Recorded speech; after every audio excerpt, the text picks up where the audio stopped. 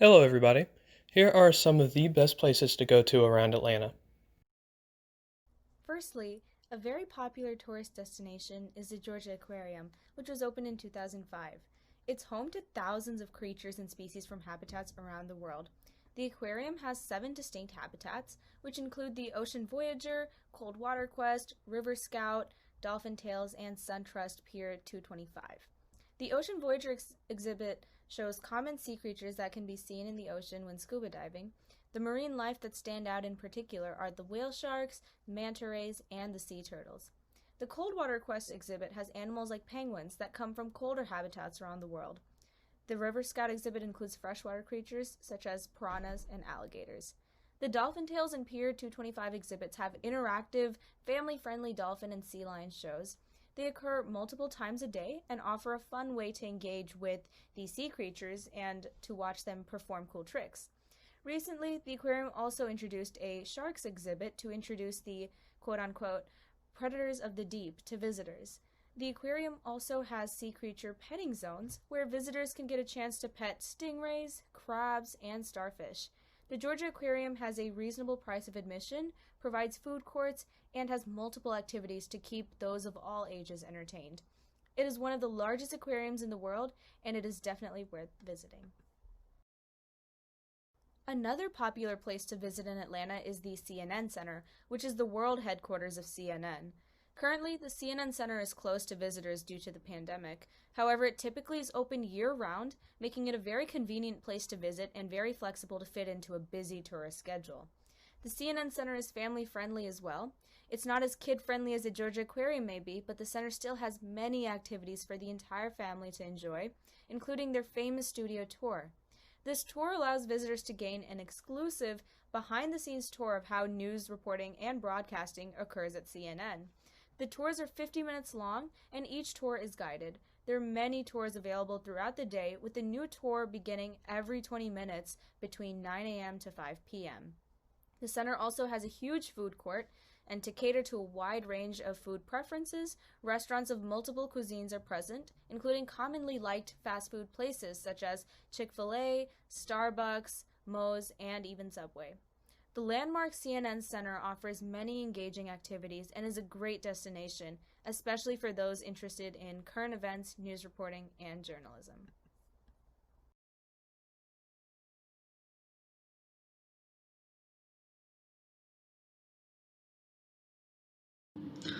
The Atlanta Beltline has been a recent construction project over the past couple of years in an effort to make Atlanta have more green space and to connect the different green spaces in Atlanta. It's been ongoing because it consists of about 22 miles of pathway. So it's been taking a while to secure all the land and build the entire path. It's a beautiful art decorated path. It connects a lot of different parks throughout Atlanta.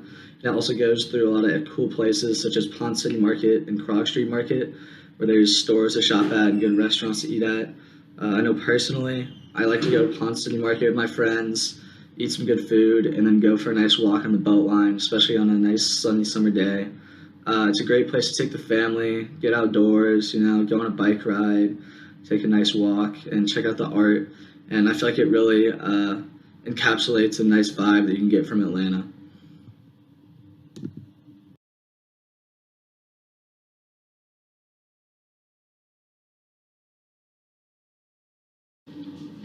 Mercedes-Benz Stadium was opened in August.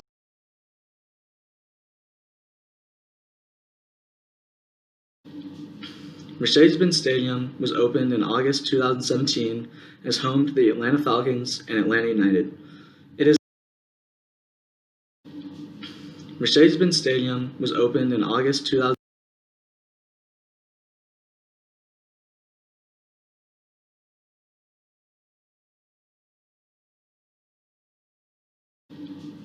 Mercedes-Benz Stadium was opened in August 2017 as home to the Atlanta Falcons and Atlanta United.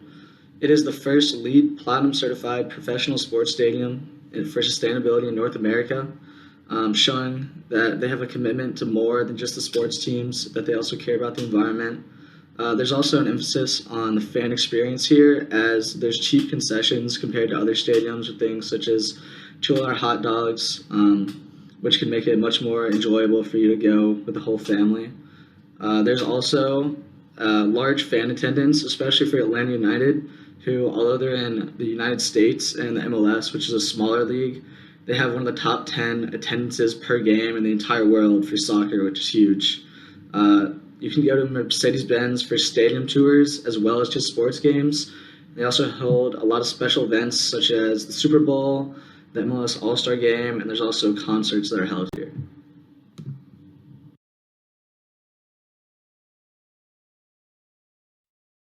Hey everybody! One of the best places to go in Atlanta are the Atlanta Botanical Gardens. This is because they are known as the urban oasis of Atlanta, being one of the largest gardens in Atlanta. They are almost 30 plus acres large. Along with this, they also have a huge variety of plants and endangered plants, as the gardeners themselves focus on research and preservation efforts to hopefully help these plants out in a future date. Uh, these gardens are also known for a lot of exhibits, mainly the most famous one being the Chihuly exhibits. These are glass sculptures that are throughout the gardens that really liven up the atmosphere. Other than the Chihuly, there's also the Candida Canopy Walk. This gives you a bird's eye view of the Stores of Woods, which is truly a sight to see. They also have various smaller gardens throughout the garden that focus on a specific type of plant.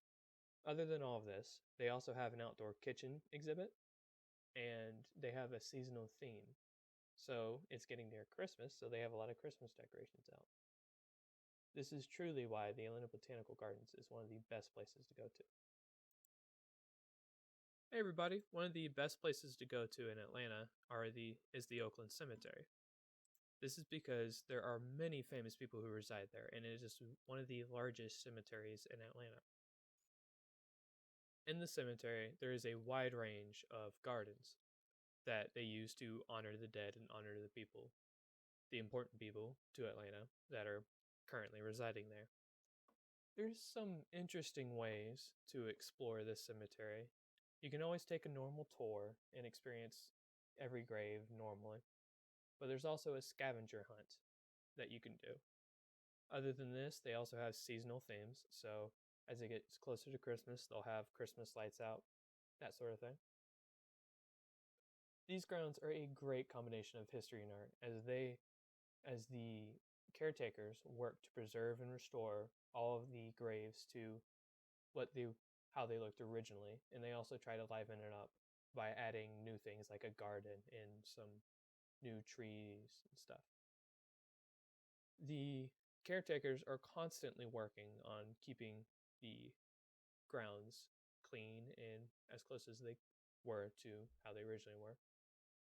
And that is pretty much why this is one of the best places to visit in Atlanta.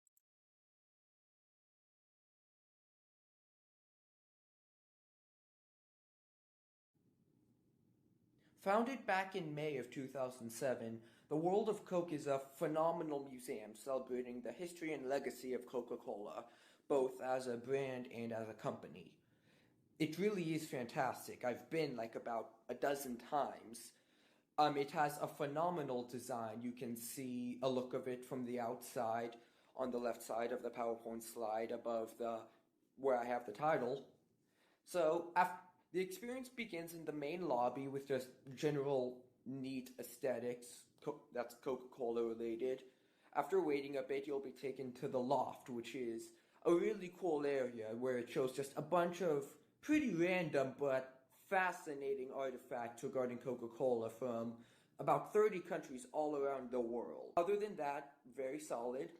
After that, the wall opens up and you're taken into a theater where it shows where it shows a short film called Moments of Happiness. That's very, a very wholesome, basically extended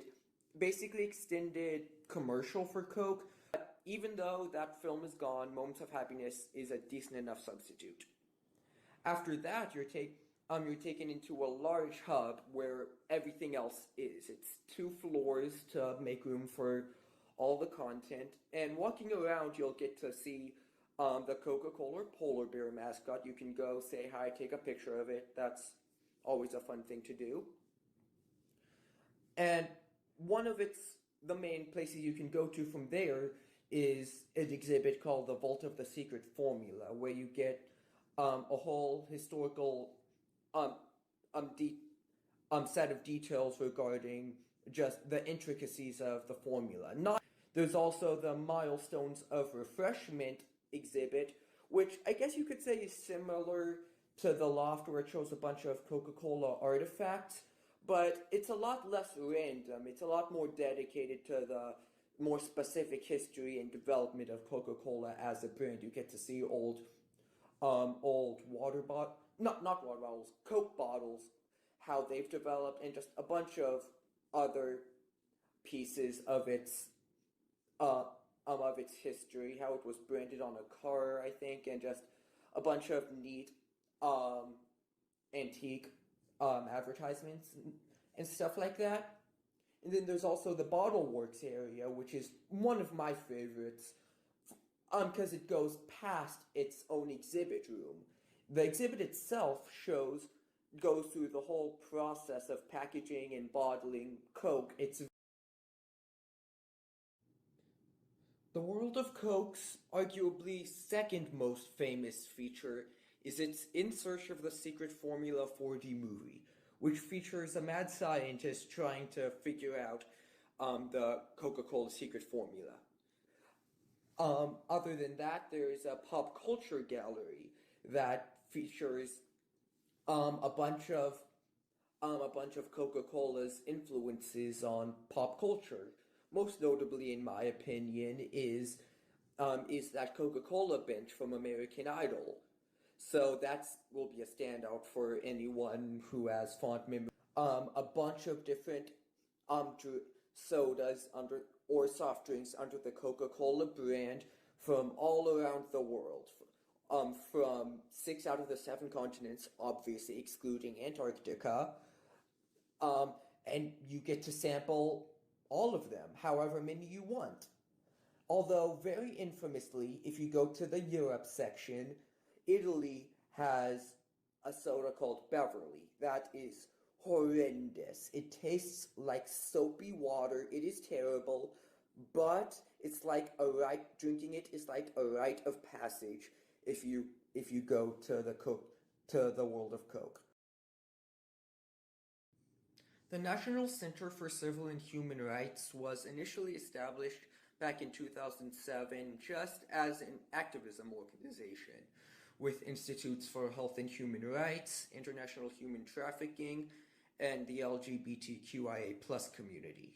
But recently, although those institutes are still going strong today, in 2014 they opened up a full museum, which is what I'm going through with you right now. It features 3 main exhibits. First is the Voice to the Voiceless exhibit, which features a bunch of artifacts from the Morehouse College Martin Luther King Jr. collection, which is just a huge collection of a bunch of Martin Luther King's papers, documents, possessions, etc., all assembled together to honor his legacy. It is truly just such a compelling collection of artifacts. There's also the Rolls Down Like Water exhibit, which is all about the United States Civil Rights Movement, before it goes into all the whole tremendous activism. It first starts off bleak. It talks about all of the horrendous Jim Crow laws that were being implemented throughout the South, as well as all of just the horrendous political philosophies held by all the top officials in the region. And then it has the museum's arguably most iconic feature, which is a sit-in simulation. You sit down on a chair made to look like one just from a typical diner or restaurant. You put on headphones and you put your hands down on the table, and it simulates what it was like to be a student holding a sit-in protest. And it is powerful, but also really hard. It is a challenge to get through the whole thing. It's tough. My grandmother was able to get through it, but she was crying by the end. It is powerful. So you get through that, and then you go through all the rest of the history of the whole movement. Most powerfully, I'd say, is a huge widescreen recording, like going around about half the circumference of a circular room, playing a recording of Martin Luther King's famous "I Have a Dream" speech. There are those things I mentioned and so much more in this phenomenal exhibit. Other than that, there's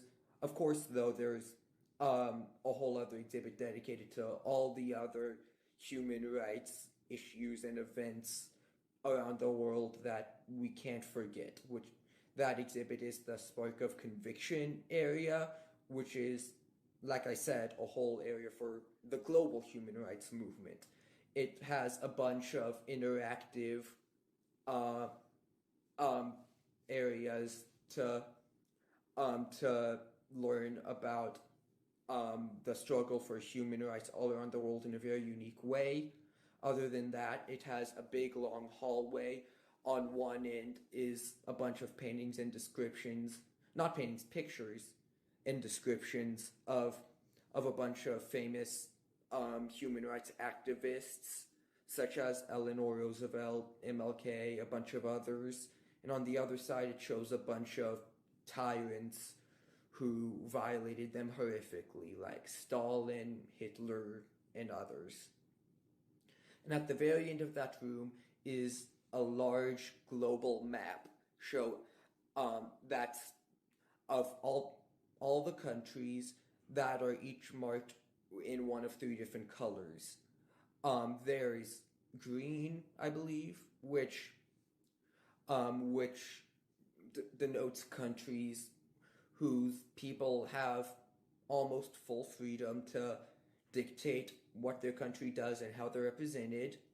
There is red, which shows countries that are the complete opposite, places like Russia, China, North Korea, that get no voice at all, or at least not close to not a voice at all in how their country operates, and whose people are often brutally suppressed. And then there are countries denoted in yellow, which are somewhere in between. Like they have some freedom, but overall, not enough.